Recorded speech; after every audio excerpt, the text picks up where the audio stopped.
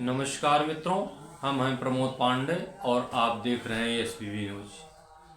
हम आपको इस भ्रष्टाचार की कुंजी में हर एपिसोड में भ्रष्टाचार और सामाजिक सरोकार से जुड़ी हुई एक नई घटना के बारे में बताते हैं।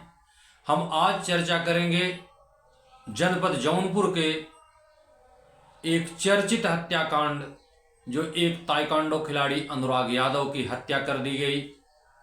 उसमें अब तक चल रही शासन और प्रशासन की कार्रवाई और उस पर हो रही राजनीति की भी चर्चा करेंगे। आज विषय है कि क्या उस ग्राम सभा का प्रधान क्या शातिर अपराधी है, या उस विषय पर इस समय चर्चा किया जाना समायोचित है या कोई साजिश है। मित्रों, आज हम चर्चा करेंगे अनुराग यादव की हत्या के पीछे लालता यादव का जो परिवार था, उसका उस ग्राम सभा में किसी से भी अच्छे संबंध नहीं थे। तो जाहिर सी बात है कि उस ग्राम सभा के प्रधान से भी उसके संबंध अच्छे नहीं रहे। आज जब पूरा जनपद, पूरा प्रदेश और देश में भी इस हत्याकांड के खिलाफ एक जनाक्रोश है, उसमें आज ये चर्चा किया जाना कि जो मदद में खड़ा प्रधान है, क्या वो भी शातिर अपराधी है, हिस्ट्री शीटर है, यह हम समझ रहे हैं कि ये समाचीन नहीं है। हो सकता है कि प्रधान के खिलाफ भी दर्जनों केसें हों। जाहिर सी बात है, उस ग्राम सभा का प्रधान है, उनके पिताजी भी प्रधान थे, उनके दादा भी प्रधान थे। अगर जो 40-50 साल से ग्राम सभा की प्रधानी कर रहा है, तो उसके राजनीतिक विरोधी भी होंगे, और या तो बहुत ज्यादा जनहित से जुड़ा कार्य करता हो, या बाहुबल भी साथ में हो, तभी इतने समय तक सत्ता पर काबिज रह सकता है। लेकिन आज उस विषय में चर्चा करने का कोई औचित्य नहीं है कि अनुराग यादव की हत्या मामले में जब वह व्यक्ति, चाहे राजनीतिक प्रतिरोध के कारण ही हो, राजनीतिक प्रतिशोध ही हो, दुश्मन का दुश्मन दोस्त होता है, ये कहावत है। हो सकता है कि लालता यादव के परिवार से प्रधान की कोई निजी दुश्मनी हो, लेकिन आज अनुराग हत्या मामले में पूरे क्षेत्र में जनाक्रोश है और लालता और उनके बेटे हत्यारों के खिलाफ कार्रवाई की मांग उठ रही है। ग्राम प्रधान चढ़ बढ़ करके पीड़ित परिवार को न्याय दिलाने में सहयोग कर रहे हैं। जब लालता यादव के घर पर बुलडोजर कार्रवाई हेतु नोटिस भी चस्पा कर दी गई, यह साबित और प्रमाणित हो गया प्रशासन द्वारा भी कि उसके सारे निर्माण अवैध हैं और वो अवैध रूप से ग्राम समाज की जमीन पे कब्जा किया है। बुलडोजर कार्रवाई होना चाहिए। पूरा जनमानस आज हत्यारों की फांसी की बात कर रहा है। ऐसे में ये खबरें उठाया जाना कि जो मदद कर रहा है वो भी अपराधी है, हो सकता है वो अपराधी हो, उसके अपराध के विषय अलग होंगे, उस विषय में उसके खिलाफ भी जन आंदोलन चलेगा, चलना चाहिए, हर अपराधी को सजा मिलना चाहिए। लेकिन आज जब अनुराग यादव की हत्या के मामले में हत्यारों पर कार्रवाई की बात चल रही हो, ऐसे समय में सहयोग करने वाले व्यक्तियों के खिलाफ इस ढंग की चर्चा किया जाना ये समाचीन नहीं लगता है। पहले आप देखिए कि उस ग्राम सभा के लोग इस घटना के बारे में और ग्राम प्रधान के बारे में क्या कहते हैं।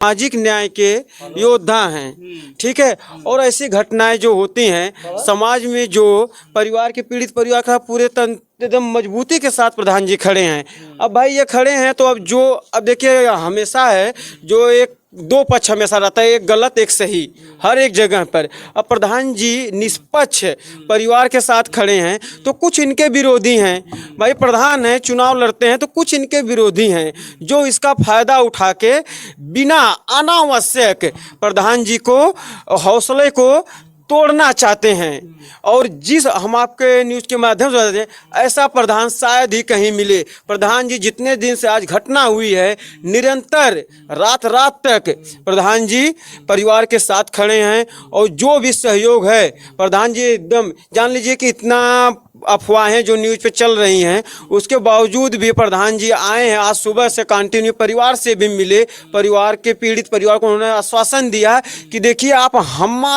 हमारी फिक्र मत करिए, हमको कुछ भी हो जाए हम जो है इस आपके साथ रहेंगे और आखिरी तक साथ रहेंगे, जब तक इन पापियों को नस्ते नाबूद नहीं कर देंगे।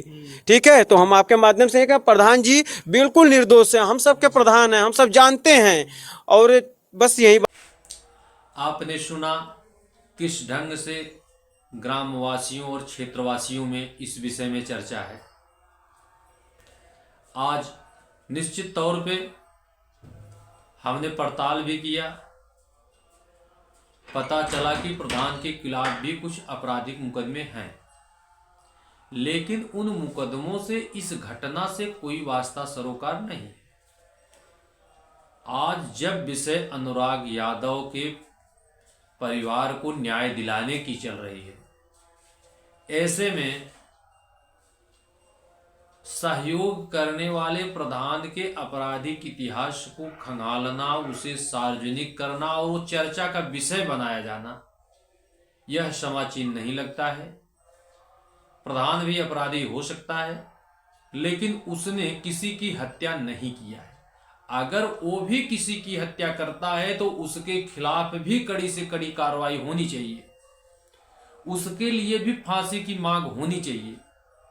लेकिन आज चर्चा अनुराग के हत्यारों की है, तो चर्चा का विषय सिर्फ अनुराग के हत्यारों पर ही होना चाहिए और उनको कड़ी से कड़ी सजा दिलवाने के लिए सत्ता, शासन, प्रशासन, जनता सबका सहयोग होना चाहिए, ताकि इस तरह से कोई इतनी बड़ी आपराधिक घटनाएं न हो कि जमीन के लिए एक बच्चे को उसके तन से सर को अलग कर दिया जाए। इतनी दर्दनाक घटनाएं न हो। यह समय है कि हम लोग राजनीति से हट करके जनहित में हत्यारों के खिलाफ एकजुट हों, शासन से, न्यायपालिका से भी इस तरह की मांग करें कि ऐसी घटनाओं की पुनरावृत्ति न हो। इस दुख की घड़ी में पीड़ित परिवार को आर्थिक, मानसिक और राजनीतिक भी संरक्षण की सहायता की आवश्यकता है, उसमें हम सहयोग करें।